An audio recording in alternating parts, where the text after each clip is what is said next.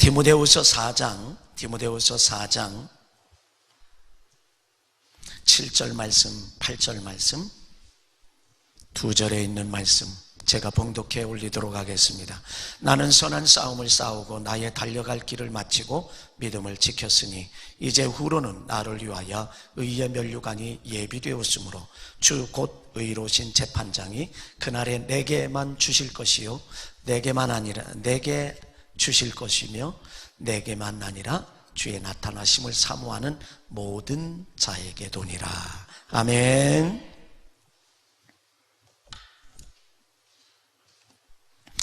오늘의 시대는 속도의 시대입니다. 속도가 빠른 사람이 이기고 속도가 빠른 기업이 승리하고 속도가 빠른 사람들이 승리하게 되는 시대가 바로 오늘의 시대입니다. 그러나 속도보다도 더 중요하고 속도보다도 더 귀하고 속도보다도 더 소중한 게 있습니다. 그건 뭐냐? 방향입니다. 아무리 빨리 간다 할지라도 방향이 잘못되어 있으면 그 기업은 성공적인 기업이 될 수가 없고 그 사람은 성공적인 삶을 살 수가 없습니다. 저 친구의 목사의 경험입니다. 서대전에서 기차를 타고 서울로 향하여 오기 위하여 막 개철구를 급하게 빠져나왔는데 열차가 지금 뭉 하고 출발하려고 합니다. 무거운 짐을 들고 얼른 뛰어올라서 탁 타고 보니 기차는 점점 빨라지는데 이게 어디 가는 열차지요? 물으니까 이거는 부산 가는 열차입니다. 점점 속도가 빠른데 어쩔 수 없이 뛰어내릴 수밖에 없었습니다. 만약에 그 열차를 타고 갔다면 가는 만큼 속도가 빠르면 빠른 만큼 그는 내가 목적하는 서울보다는 점점 멀어질 수밖에 없다. 세상의 일도 이렇거니와 더군다나 하나님을 믿고 의지하는 그리스도인들은 속도도 중요하지만 그것보다 더 중요한 게 바로 방향 설정이라는 거예요. 저와 여러분이 2020년 이 새해에 여러분의 방향은 어느 방향이며 나의 목표는 어디일까? 요즘에 어린아이들을 봐도 청소년부를 봐도 2층도 엘리베이터를 타고 올라오더라고요. 저는 6층 목양실까지 일반 아파트 건물보다는 높으니까 층고가 높으니까 6층이 아니라 11층쯤 된다 그래요. 11층, 12층. 거의 90%는 걸어 다닙니다. 빠른 걸음으로 올라가면 6층쯤 당도하면 헉헉거려요. 근데 한두 번 하고 몇 개월 해도 쉬울 줄 알았는데 매번 힘들고 매번 헉헉거려요. 여러분, 신앙의 삶이라고 하는 것이 때로는 우리에게 매일 하는 거지만 그걸 누가 시켜서 하는 게 아니에요. 제가 뜻을 정했기 때문에 그래요. 제가 작심했기 때문에 그래요. 결심했기 때문에 그것을 특별한 경우 외에는 계속해서 걸어서 이 하루에 몇 번씩이라도 그렇게 몇 번을 하고 나면 하루에 교회에서만 왔다 갔다 하는 게 4,000보 심지어는 6,000보까지 갑니다. 방향이 중요합니다. 저와 여러분이 이 방향 설정이 목표가 분명해야 한다고. 우리 어머님이 금년에 92세 나셨습니다. 어느 날 갑자기 아프시더니 교회도 못 나오세요. 어떤 때는 제가 우리 어머님에게 걷는 것을 하게 하기 위하여 아침에 교회 나오면 2-3시간 기도하고 함께 들어갔다 점심 먹고 나오는 경향이 많은데 어떤 때는 제가 우리 어머님에게 어머니 오늘 제가 무슨 일이 있어요? 그냥 혼자 슬슬 걸어가실 수 있지요? 아 그럼 그리고 걸어가시도록 해요. 그리고 교회 2층에 오셔서도 두란노 성전에서 우리 어머님은 앉아서만 기도하시는 분이 아니라 처음에는 뱅글뱅글 그 아내를 돌면서 혼자 계시니까 여기를 이렇게 왔다 갔다 하시면서 걸으면서 기도하세요. 누가 가르쳐 드렸는지는 모르겠는데 그렇게 기도하세요. 스스로 건강을 그렇게 챙기셨습니다. 이게 여러분, 제가 송구 영신 예배에 처음에 드린 것은 뭐냐면 다니엘이 뜻을 정하여 10대의 소년이 뜻을 정하여 나의 몸을 왕의 진미로 더럽히지 않게 했다라고 하는 뜻을 정할 때에 그는 포로, 용서하십시오, 포로 주제에 총리가 되는, 그리고 왕들을 여러 명을 거칠 동안에 총리로서 승리하는 사람이었어요. 어떤 분들은 그래 금년에는 내가 주일 성수를 잘할 거야, 그런 뜻을 정하셨을 수도 있습니다. 어떤 분은 난 수요일 날도 해야 될 거야, 오후에도 할 거야, 11조도 온전한 11조도 할 거야, 나는 찬양도 열심히 할 거야, 기도도 열심히 할 거야, 그런 뜻을 정할 수도 있습니다. 우리는 개인적인 목표도 중요하고 방향도 중요하지만 신앙생활의 목표, 방향, 우리는 너무너무 중요하다라고 하는 사실을 우리는 기억해야 합니다. 사도 바울은 오늘 본문에서 나는 선한 싸움을 싸우고 나의 달려갈 길을 마쳤다, 그리고 믿음을 지켰다라고 그는 그렇게 말하며 자기의 영적인 아들과 같이 여기는 디모데에게 그렇게 나는 선한 싸움을 싸웠다라고 그렇게 말해요. 그러니까 너도 선한 싸움을 싸워야 한다, 그리고 너의 달려갈 길을 다 가고 믿음을 지켜야 한다라고 사도 바울은 디모데에게 그렇게 편지합니다. 이것은 먼 옛날에 사도 바울이 디모데에게 해준 말씀으로 끝나는 것이 아니라 오늘 정말 최첨단 과학의 시대를 살아가는 인공지능의 시대, AI의 지배를 받고 살 수밖에 없는 그런 오늘의 시대에도 저와 여러분에게 주시는 말씀, 선한 싸움을 싸우라고요, 나의 달려갈 길을 마치고 믿음을 지켰노라고 자신 있게 말할 수 있는 이런 뜻이 우리에게 필요하더라고요. 그러기에 에베소서 6장 11절에 가보면 하나님의 전신갑주를 입으라, 또 디모데전서 6장 12절에 가보면 믿음의 선한 싸움을, 그 다음에 디모데후서 2장 3절에 가보면 너는 예수 그리스도의 좋은 군사로 나와 함께 고난을 받으라고 말했습니다. 빌립보서 3장 13절로 14절에 가보면 나는 아직 내가 잡은 줄로 여기지 아니하고 오직 뒤에 있는 것을 잃어버리고 앞에 있는 것을 잡으려고 표대를 향하여 그리스도 예수 안에서 하나님이 위에서 부르신 상을 위하여 달려가노라. 사도 바울은 우리에게 그렇게 말합니다. 저와 여러분들에게 지금 하나님께서 위에서 부르신 부름의 상을 위하여 달려가노라. 오늘 본문에 있는 말씀도 바로 그런 거예요. 그래서 오늘 저는요, 의의 면류관을 받으라, 의의 면류관을 쓰라, 의의 면류관을 얻으라, 그 말씀으로 함께 은혜를 나누며 결심하고 작심하고 결단하는 그런 시간이 되어지길 원합니다. 사랑하는 성도 여러분, 예수님을 믿는다는 게 무엇입니까? 저와 여러분이 예수 그리스도를 믿는데 예수 믿는다는 것이 무엇입니까? 다른 말로 드리면 예수님은 누구를 위해서 믿는 것입니까? 여러분, 예수님을 누구를 위해서 예수님을 믿어요? 어떤 사람은요, 부모님 때문에 예수를 믿기도 합니다. 어떤 사람은 아내 때문에 예수 믿고, 어떤 사람은 남편 때문에 믿고, 어떤 사람은 자식 때문에 예수 믿는 사람도 있습니다. 너 아니에요.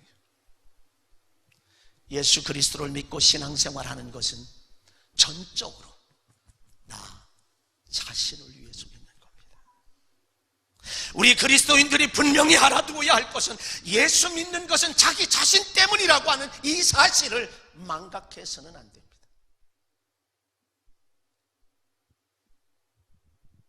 때로는 우리가 자기 자신을 위해서 하기 때문에, 여러분 이 세상에서도 자기 자신을 위해서 살기 때문에 때로는 어려운 고난도 참고, 어려운 고난도 버티고, 어려운 고난도 견디고, 어려운 고난도 이겨내며 승리하는 삶을 사는 것처럼, 만약에 다른 사람을 위해서 하는 일이라고 하면 조금만 힘들면 포기하고, 조금만 힘들면 내버리고, 조금만 힘들면 그거 안 할 수 있습니다.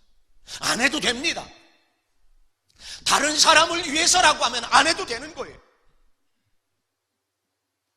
제가 저 자신을 위해서 목회하는 것이라고 하면 그만둘 수 있습니다. 어떤 면에서 보면 제가 반대로 얘기했네요.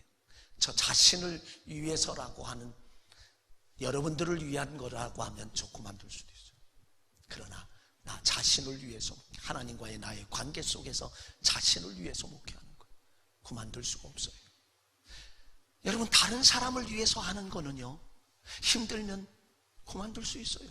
힘들면 안 할 수도 있어요. 고통스러우면 할 수도 있어요. 그러나 나 자신을 위해서 하는 일이기에 우리는 때로는 눈물을 흘리며 통곡하면서도 그 일을 할 수밖에 없는 겁니다. 저는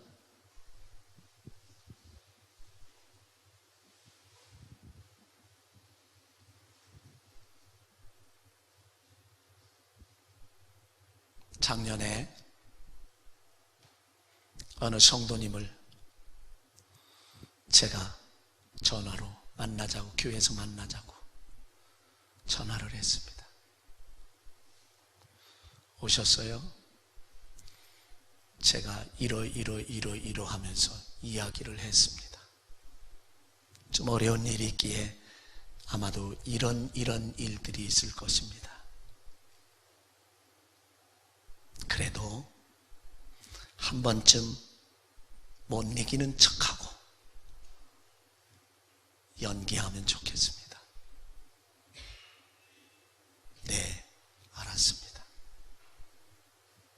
그날 오후에 그는 연기했습니다. 가정이 평안합니다. 점점점 평안을 이루어갑니다. 얼마 안 됐습니다. 또다시 그렇게 얘기했습니다. 자녀에 대한 이야기를 했습니다. 어린아이로 대하지 마시기 바랍니다. 한 인격체로 대하시고요, 친구처럼 대해주세요. 굉장히 성숙합니다. 그 말을 했더니 이게 무슨 말인가? 왜 목사님이 이 말씀을 하실까? 목사님이 왜 이 말씀을 나한테 하실까? 그러면서 그 아이에게, 자녀에게 다가갔답니다.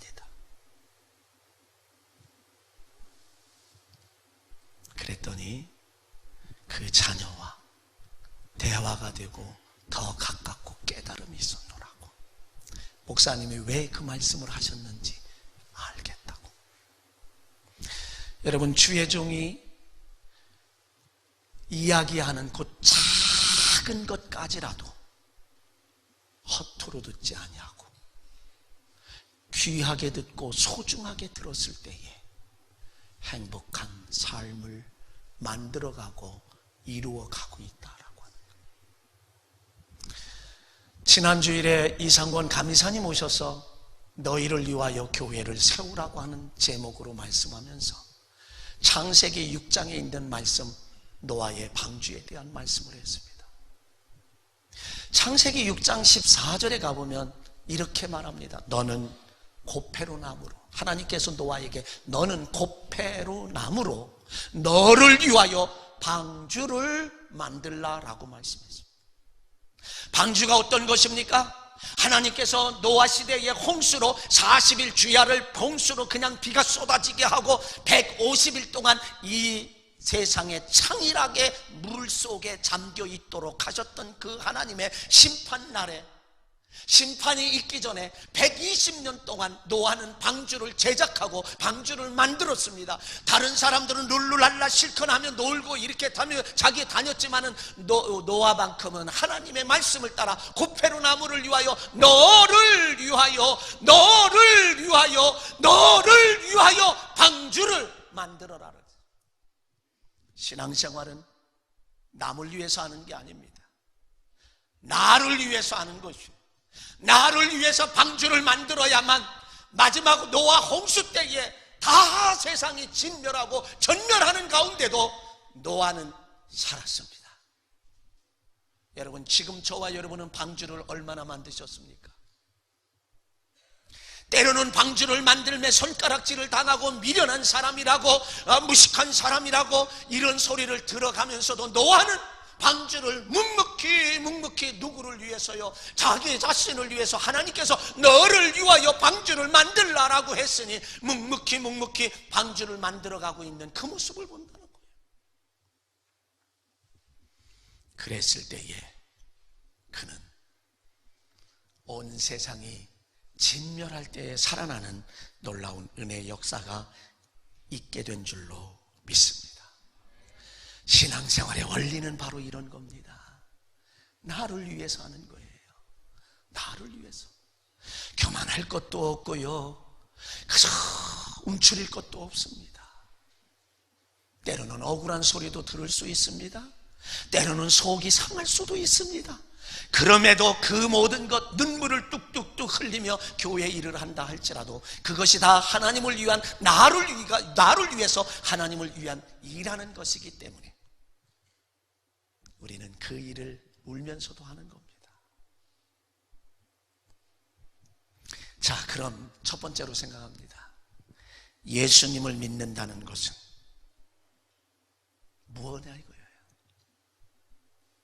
하나님이 예비해 두신 면류관을 받기 위해서입니다. 하나님이 준비해 주신 면류관을 받기 위해서 우리는 예수님을 믿는 겁니다. 하나님은 미리 예비해 주셨습니다. 하나님은 미리 준비해 주셨습니다. 하나님이 이 세상의 모든 사람을 위해서 예비해 두신 것이 무엇이냐면은 바로 의의 면류관을 예비해 주셨습니다. 저와 여러분을 위해서 의의 면류관을 예비해 주셨고 준비해 주셨습니다. 그래서 예수 그리스도를 믿는 자에게는 바로 이 의의 면류관을 우리는 받게 되고 의의 면류관을 쓰게 된다라고 하는 이 사실을 우리는 기억해야 합니다. 의의 면류관이라는 것은 예수님의 재림을 기다리는 모든 그리스도인들에게 주신다라고 말씀하셨어요. 약속하셨어요. 근데 마지막 심판 때에는 이 의의 면류관을 써야만 통과할 수 있고 들어갈 수 있다라고. 그래서 의의 면류관은 반드시 받아야 하고 반드시 얻어야 하고 의의 면류관은 반드시 써야만 합니다. 마지막 심판 때는 악인과 선인을 구별합니다. 그리고 알곡과 쭉정이를 구별하고 알곡과 가라지를 구별해서 알곡은 하나님 천국 곳간에, 그리고 가라지는 영원히 타는 불에 집어넣는다라고 우리에게 말씀하고 있습니다. 의의 면류관은요, 하나의 표입니다. 영생에 들어가는 표요, 천국에 들어가는 표인 줄로 믿습니다. 근데 그것을 다 예비해 놓으셨어요. 극장에 가려고 해도 표가 있어야 들어갈 수 있습니다. 열차를 타려고 해도 열차표를 끊지 않으면, 그것을 가지고 있지 않으면 우리는 열차를 탈 수가 없습니다. 요즘에 남성들이 운동을 좋아하잖아요. 겨울에는 배구 경기도 좋아하고 그 다음에 농구 경기도 좋아하고요. 또 축구 뭐 이런 거 다 여러분 거기에 그 운동장에 들어가고 이 경기장에 들어가려면 뭐가 필요해요? 표가 필요합니다. 비행기를 타려고 하면 항공권이 필요합니다. 그런데 세상엔요, 항공권 외에는 웬만한 데는요, 인간 세상에는 그냥 통과할 수도 있습니다. 표 받는 사람에게 잘하는, 이 사람 가자고, 그럼 들어갈 수 있어요. 그러나 저 천국은 의의 면류관을 쓰지 않고는, 절대로 들어갈 수가 없다라고 하는 사실을 우리는 기억해야만 합니다. 하나님이 세상을 이처럼 사랑하사 독생자를 주셨으니 이는 그를 믿는 자마다 멸망하지 않고 영생을 얻게 하려 하심이니라. 우리에게 그렇게 말씀하셨습니다. 의의 면류관을 얻는 방법 단 한 가지밖에 없습니다. 다른 말로요, 천국에 들어갈 수 있는 방법은 단 한 가지 방법밖에 없는데, 그것은 의의 면류관을 쓰는 것이요. 의의 면류관을 얻기 위해서 우리는 어떻게 해야 하느냐 하면, 하나님이 보내신 예수 그리스도를 믿어야만 됩니다. 하나님이 보내신 예수 그리스도를 따라야 하는 이 방법 외에는 이 세상에 그 무엇으로도 없다는 거죠. 그 무엇도 없어요. 하나님이 보내신 예수 그리스도를 믿고 예수 그리스도를 따르는 길만이 의의 면류관을 받을 수 있다라고. 다시 말하면 천국에 갈 수 있는 길은 하나님이 보내신 예수 그리스도를 믿고 예수 그리스도를 따르지 않으면 그 다른 방법이 없다는 얘기죠. 인간 세상에서는 통할 수 있지만 하나님 나라에서는 통할 수가 없어요. 그래서 사도 바울은 고린도전서 9장 25절에서 이렇게 말합니다. 이스라엘 우리나라뿐만 아니라 세계에서 4년마다 올림픽이 열리잖아요. 고대 그리스에서는 2년마다 이스무스라고 하는 경기가 열렸습니다. 근데 사도 바울이 그곳에 가서 보았을 때 권투 선수들을 보았어요. 권투 선수들을 볼 때에 허공을 날려 허공을 날리는 펀치를 하면 아무리 애쓰고 아무리 수고하고 아무리 열심히 하고 아무리 열정적으로 해도 허공을 치게 되면, 헛손질을 하게 되면 자기는 승리할 수가 없다는 거죠. 그래서 이 펀치를 가지고 상대방을 정확하게 가격할 때에 그게 KO 펀치예요. 그럴 때 상대방을 누이고 승리한다라고 하는 그것을 보면서 사도 바울은 그렇게 말합니다. 이기기를 다투는 자마다 모든 일에 절지 않으니 그들은 썩은 면류관을 얻고자 하지만 우리는 썩지 아니할 면류관을 얻고자 한다 라고 그는 이야기. 그러면서 그 고린도전서 9장에서 계속해서 이야기하기를, 내가 내 몸을 쳐서 복종시킨다 라고 그는 그렇게 이야기하고 있습니다. 그럴 때에 그게 무슨 얘기냐면, 자기 자신에게 KO 펀치를 날려서 자기가 다운이 돼야만, 내가 살지 아니하고 내 안에 그리스도께서 살아야만, 그래서 자기 자신은 쳐서 KO 시키고 스스로가 KO 시켜야만, KO 펀치를 날려서 자기 자신을 무너뜨려야만, 물리쳐야만 그는 승리할 수 있다는 거예요. 여러분 이 세상에서 그래야만 의의 면류관을 받을 수 있다는 거죠.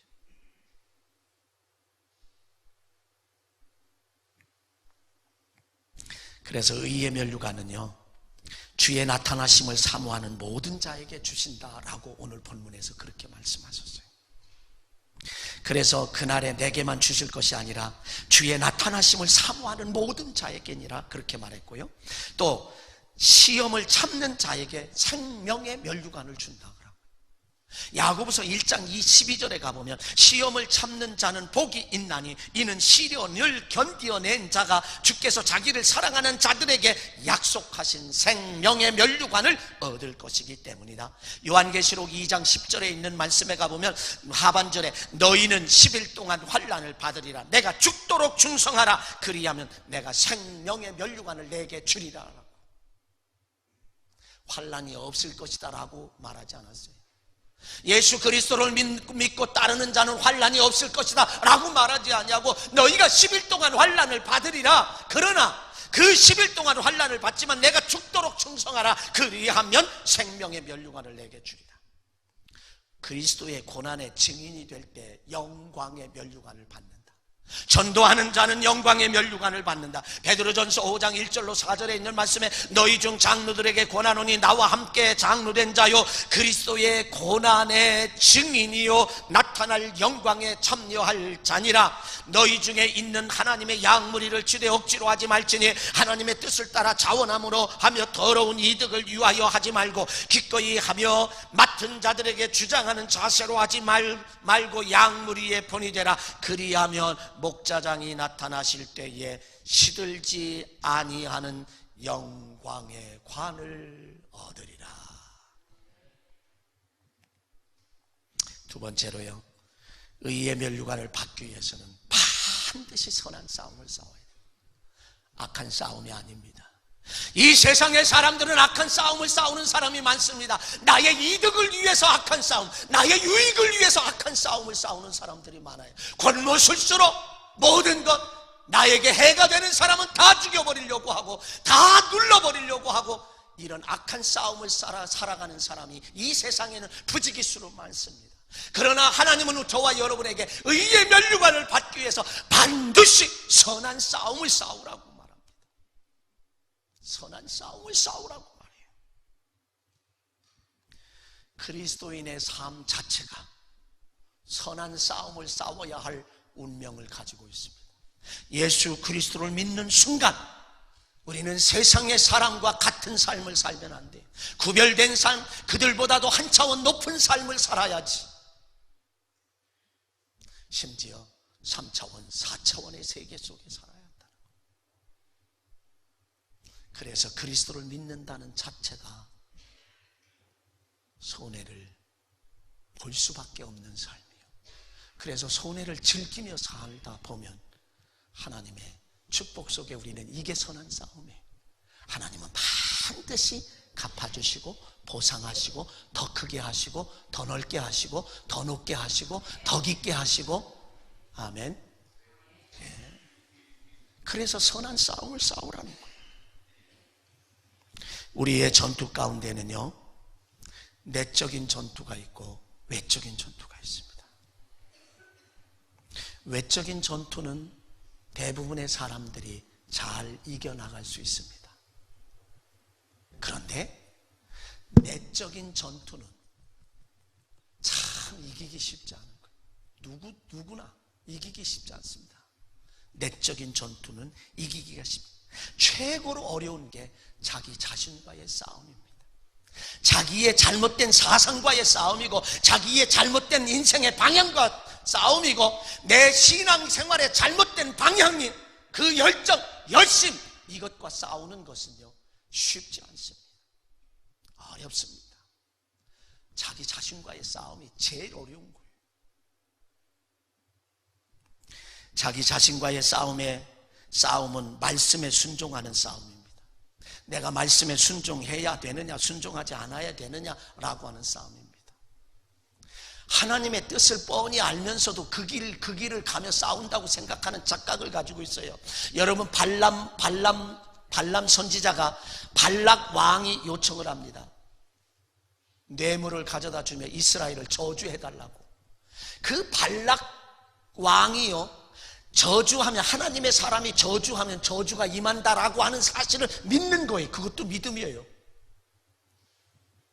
발람 선지자 입장에서 보면 이거 잘못된 거잖아요. 이거 하나님 앞에 기도할 것도 없어요. 왜? 이미 잘못됐어요. 그게 하나님의 뜻이 아니야. 남을 저주하는 건 하나님의 뜻이 아니야. 어떤 나라를 저주하는 건 하나님의 뜻이 아니에요. 원수가 줄이거든 먹이고 목마르거든 마시게 하라고 했고요. 그리고 그를 사랑하라고 했잖아요. 자기 자신과의 싸움, 우리에게 주어진 현실과 환경과 여건과 이런 조건 속에서 말씀에 순종하는 몸부림이 바로 내적 전투라고 하는 거예요. 지금도 말씀하시는 하나님의 음성에 귀를 기울일 수 있어야 한다는 거죠. 그 하나님의 음성을 들을 수 있어야 한다는 거죠. 때로는 어떤 때 주의 종이 강단에서 말씀을 외칠 때, 여러분 새벽 기도 좀 하십시오. 때로는 주일 성수 잘 하십시오. 때로는 온전한 11조를 하기는 하는데 온전한 11조 하십시오. 그리고 주일 오후에 예배도 참석하십시오. 그리고 수요일도 좀 나오시고 금요일도 좀 나오시지요? 라고 하면 우리에게 부딪혀요. 나에게 부딪혀요. 그거는 거룩한 부담감이에요. 부담감은 곧 하나님의 뜻입니다. 그것과의 싸운다는 것은 쉬운 것이 결코 아니란 말입니다. 우리는 지금 말씀하시는 주의 음성을 듣고 그 말씀에 순종하는 사람만이 우리는 선한 싸움에서 승리할 줄로 믿습니다. 의의 면류관을 받기 위해서는 반드시 선한 싸움을 싸워야 하는데, 그 싸움은 뭐냐? 내 뜻대로 살 것이냐, 하나님의 뜻대로 살 것이냐라고 하는 갈등과 고민입니다. 좋은 예가 있습니다. 예수님은 마태복음 26장에서 십자가를 져야 하는 그런 겟세마네 기도 동산에서 고민하고 갈등합니다. 하나님이 그에게 십자가를, 아버지께서 십자가를 져서 대속함으로 만민들을 구원하라고 하는 사명을 주셨기에, 아버지 할만하시거든 이 잔을 내게서 지나가게 하옵소서. 그러나 내 뜻대로 마옵시고 아버지의 원대로 되기를 원하나이다. 연거푸 2번이나 그렇게 하고 결국은 아버지 하나님의 뜻을 따라 십자가에 못 박혀 저와 여러분의 죄를 대속해 주셔서 아버지의 뜻을 이루셨다라고 하는 거죠. 우리는 예수님처럼 아버지의 뜻을 따를 수 있는, 그럴 때에 우리는 선한 싸움에서 승리하는 자요, 사도 바울처럼 자기의 몸을 쳐서 복종시키고 이제 내가 산 것이 아니라 내 안에 그리스도께서 살았다라고 하는 그런 삶을 살아야 우리는 선한 싸움에서 승리할 수 있습니다. 저는 이런 글을 읽었습니다. 30대에 한 기업을 시작을 했습니다. 7년 만에, 그러면 37세죠. 7년 만에 100억의 매출을 올리게 되었습니다. 100억의 매출을 올리면 수익금이 얼마나 될까요? 여러분 몇 살이요? 37세에 30세에 사업을 이루어서 37세에 100억의 매출을 올렸다는 거예요. 그리고 그는 이제 그 사업을 손떼고 정치에 입문하기로 했습니다. 정치에 입문하기로 했을 때에 그 아버지가 그에게 이렇게 말합니다. 아들아, 37세 난 아들에게 37년 동안 했고 이제 38세 됐겠죠. 38세 된 아들에게 이렇게 말합니다. 아들아, 정치를 하다 보면 돈의 유혹을 얼마나 많이 받는지 모른다. 너 그거 이겨나갈 수 있는 자신 있느냐? 아버지가 그에게, 아들에게 그렇게 묻습니다. 그랬더니 이 아들이 대답합니다. 아버지, 내가 30세에 사업을 시작해서 37세에 100억의 매출을 올리는 사람이 됐는데 나 그 돈의 유혹 물리칠 수 있습니다. 자신 있습니다. 내가 그를 돈의 유혹을 받는다라고 하면 정치 일선에 왜 나가겠습니까? 그냥 이 사업을 계속하지요. 자신 있다라고 말했어요. 그 아버지는 두 번째 아들에게 이렇게 말합니다. 그러면 좋다. 두 번째 내가 질문하마. 하나님 보시기에 올바르게 할 수 있느냐? 정치를 하는데 하나님 보시기에 올바로 할 수 있냐 이거예요. 그랬더니 이 아들이 고개를 갸웃하더니 그건 자신 없습니다. 그건 자신 없습니다. 하나님의 기준으로는 약속드릴 수가 없습니다. 그러나 인간의 기준으로는 바르게 할 수 있습니다.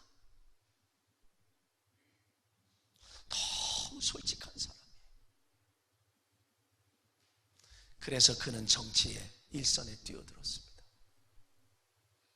정치 일선에 뛰어들어서 몇 선을 냈느냐면 영거포 5선의 국회의원이 됐습니다. 4년마다 열리니까 5선이면 얼마예요? 20년 동안. 그리고 금년이 70세가 돼요. 그분이 뭐라고 선포했냐? 4월 15일에 대선에 불출마를 하겠다. 이제는 그럼 뭐 할 거냐? 이제는 자기의 인생을 다시 살겠다라. 그분이 누군지 아세요? 풀무원의 창업자입니다. 얼마나 멋진지. 하나님이 원하시는 뜻대로는 자신 없어도, 인간의, 하나님의 기준으로는 자신 없어도 인간의 기준으로는 올바르게 하겠습니다. 그 아버지도 멋있지만 이 아들도 참 멋있어요. 세 번째로 말씀드립니다. 선한 싸움을 하는 것은 왜 하는지 아세요? 끝까지 믿음을 지키기 위해서입니다. 믿음을 지키기 위해서는 선한 싸움을 싸우지 않고는 믿음을 지킬 수가 없습니다. 매일매일에 나 자신과 싸워야 합니다. 오늘 교회를 가야 할까 말까, 비가 구질구질 오는데 가야 할까 말까, 피곤한데 교회 지금 나가야 될까 말까, 기분 나쁜데 교회 나가야 말까, 보기 싫은 사람 있는데 갈까 말까. 우리는 그런 내적인 전투를 매번 하면서 사는 게 우리예요. 그런데도 불구하고 우리는 왜 이렇게 선한 싸움을 싸워야 하는가라고 하는 것은 끝까지 믿음을 지키기 위해서다라고 하는 거죠. 요한복음 5장 24절에는 예수 그리스도를 믿는 자는 이미 사망에서 생명으로 옮겼느니라 과거 완료형을 쓰고 있습니다. 예수 그리스도를 나의 구주로 믿는 저와 여러분은 이미 사망에서 생명으로 옮겨진 줄로 믿습니다. 그럼에도 불구하고 끝까지 믿음을 지키지 못한다라고 하면 천국 보장할 수 없습니다. 예정론 저 믿습니다. 그러나 한번 예수 그리스도를 믿고 영원히 그가 어떤 경우라도 그는 구원받는다? 그걸 믿지 않습니다. 과거도 중요합니다. 지금도 중요합니다. 미래까지 끝까지 믿음을 지키는 것이 우리에게 중요한 줄로 믿습니다. 오늘날 대한민국에 7만여 교회가 있고 목회자들이 수없이 많습니다. 정재영 교수는 실천신학대학원 대학교 교수입니다. 그가 최근에 출판한 책이 하나가 있는데 강요된 청빈, 가난하게 사는 것. 다른 교파는 잘 모르겠습니다만 우리 감리교단은 적어도 대학을 나오고 대학원을 나와야만 목사 안수를 받고 그리고 정회원에 허입할 수가 있습니다. 매년 성경 4과목씩 시험을 보고 그리고 논문을 심사해서 논문이 통과돼야 하고 그리고 인터뷰가 끝나야만 1년 갑니다. 그것을 몇 년을 해서 통과돼야 안수받습니다. 다른 교단은 잘 모르고요. 그런데 그렇게 대학원까지 나온 최고급 인력이 60% 내지 70%가 청빈하게 살 수밖에 없습니다. 여러분들이 생각하는 목회자는 이런 삶을 살고 있어 최고급 승용차를 타고 이렇게 이야기하는 사람은 0.3%도 안 됩니다. 극소수예요. 100명 미만 모이로 100명 이하로 모이는 교회가 대한민국의 60% 70% 됩니다. 일부 예배 때 제가 목사님들의 이야기를 했더니 우리 집사람이 하는 얘기, 너무 우울합니다. 너무 우울합니다. 제가 생각해도 일부 예배 쭉 말씀을 드리니까 너무 우울해 하셔서 다 빼고 결론으로 가려합니다. 결론엔 여러분 한번 화면 띄워주세요. 그리스도인들은 한번 같이 읽어보시겠습니다. 읽습니다. 시작. 그리스도인들은 믿음을 지키기 위해 의의 면류관을 받기 위해서 내적으로 외적 치열한 전투를 각오해야 합니다. 그러기 위해서는 선한 싸움에서 반드시 승리해야 합니다. 그럴 때 의의 면류관이 주어집니다. 아멘. 여러분, 나 자신을 위해서 신앙생활하는 것이기 때문에 실족하지도 말아야 합니다. 실족해 해서도 안 됩니다. 그리고 묵묵히 참고 견디고 버팀으로 최후의 승리자가 될 수 있습니다. 나 자신을 위해서 방주를 짓는 것이고 나 자신을 위해서 방주를 제작하는 것이기 때문에 때로는 힘들어도 눈물을 흘리면서 통곡을 하면서 억울함을 느끼면서 무시를 당하면서도 알아주지 않아도 인정해주지 않아도 믿음의 방주를 제작하는 것은 절대로 never 포기해서는 안 됩니다. 포기는 우리의 신앙생활의 실패요, 신앙생활의 실패는 인생의 실패가 될 수밖에 없습니다. 그리스도인은 선한 싸움을 포기하고 의의 면류관을 받지 못하고 쓰지 못한다고 하면 그 책임을 누가 져주겠습니까? 아무도 그 책임을 져줄 사람이 없습니다. 어느 누가 나를 실망케 하고 실족하게 하고 핍박하고 믿음의 사람에게 사기를 당했다 할지라도, 때로는 내 자존심을 상하게 한다 할지라도 나 자신의 믿음의 생활은 중단하고 신앙생활을 포기했다라고 하면 우리는 의의 면류관을 받을 수가 없습니다.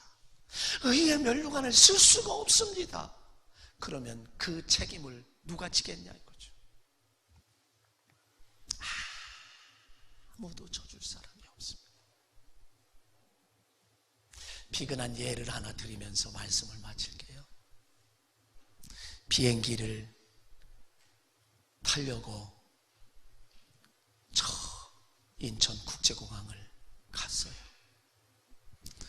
그래서 쭉 사람들이 가는데 비행기를 타려고 거기에 막 가요.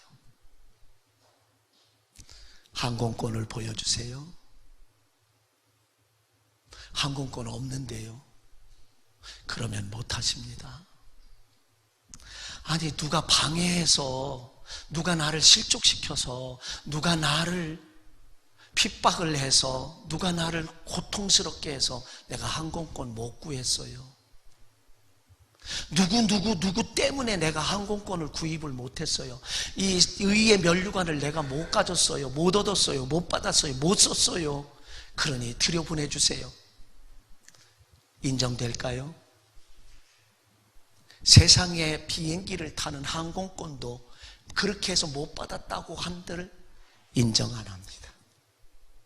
비행기는 죽었다 깨어나도 탈 수가 없습니다. 세상에 항공권 하나도 그렇거니와 여러분, 우리가 천국에 갈 수 있는 그것, 의의 면류관을 받아야만 되는데, 의의 면류관을 써야만 되는데, 의의 면류관을 얻어야 되는데, 목사님 때문에 내가 기분 나빠서 신앙생활 못했어요. 내가 목사님 때문에 기분 나빠서 내가 속상해서 이거 면류관 못 받았어요. 나 포기했어요. 주저앉았어요. 중단했어요. 하나님 앞에 가서 그렇게 이야기한다고 하면 하나님이 인정해 주겠냐 이거죠. 너 절대로 인정받을 수가 없습니다. 사랑하는 성도 여러분, 2020년도에 우리는 믿음의 선한 싸움을 싸워서 의의 면류관을 받으시고 믿음의 최후 승리자들 되시길 주의 이름으로 간절히